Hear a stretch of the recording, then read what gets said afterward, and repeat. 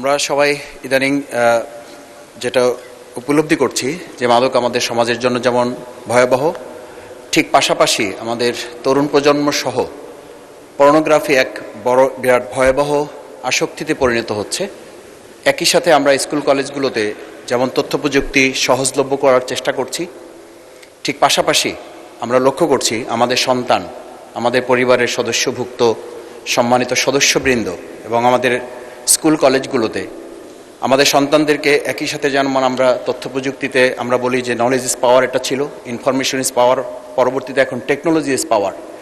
সেই টেকনোলজিতে গোটা বিশ্বে আমরা মাননীয় স্পিকার লক্ষ্য করছি যে সেটাকে একদিকে স্টেট সিকিউরিটি করা হচ্ছে আর একদিকে সোশ্যাল সিকিউরিটি ডেভেলপমেন্ট করা হচ্ছে, কিন্তু একই সাথে আমাদের দেশে আমরা লক্ষ্য করছি এই পর্নোগ্রাফি সাইটগুলো বন্ধ করা, রেস্ট্রিক্টেড করা এবং আমাদের প্রজন্মকে রক্ষা করার জন্য যে সামাজিক উদ্যোগ গ্রহণ করা, এই ক্ষেত্রে তথ্য প্রযুক্তি মন্ত্রণালয়ের এই বছরের যে বাজেট, সেই বাজেটের যা নির্ধারণ করা আছে তার মধ্য থেকে এই প্রজন্মকে মাদকের মতো করে এটা থেকে এই অভিশাপ থেকে বাঁচানোর জন্য কার্যকর কোনো পদক্ষেপ আমরা গ্রহণ করতে পারছি কিনা এবং ভবিষ্যৎ পরিকল্পনাটা আপনার মাধ্যমে মাননীয় মন্ত্রীর কাছে জানতে যাচ্ছি। মাননীয় স্পিকার, আপনাকে ধন্যবাদ। মাননীয় মন্ত্রী।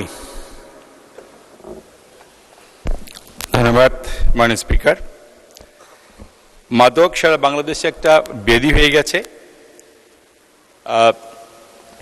আমরা প্রত্যেক দিন মাদক নিয়ে যে অবস্থা দেখছি সারা বাংলাদেশে, এটা আমরা সবাই ভীত সন্ত্রস্ত।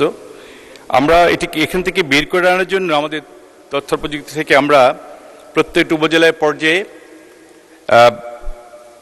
আমরা যাতে উপজেলার পর্যায়ে আপনার AI plus freelance internet service দিতে পারি, তার জন্য চেষ্টা করছি। I will try to divert the young generation.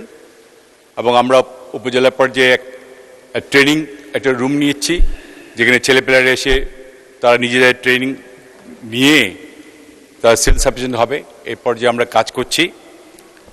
আশা করি কিছু কিছু উপজেলায় আমাদের ট্রেনিং কোর্স করা শুরু হয়ে গেছে এবং বেশিরভাগই এখনও বাকি আছে। আমরা উপজেলা পর্যায়ের একটা উপরে 4-5 তলা 6 তলা এরকম রুমগুলিতে সেই ট্রেনিং কোর্সগুলি করার চেষ্টা করছি এবং ইনশাল্লাহ আমরা যদি এইভাবে এই পর্যায়ে যদি ছেলেপেলেদেরকে ইয়াং জেনারেশনকে আমরা অ্যাট্রাক্ট করতে পারি, তাহলে হয়তো এই মাদকাসক্ত যারা আছেন তারা একটু ইয়াং জেনারেশন বিশেষ করে তাদেরকে আকৃষ্ট করে ওখান থেকে বের করার চেষ্টা করব।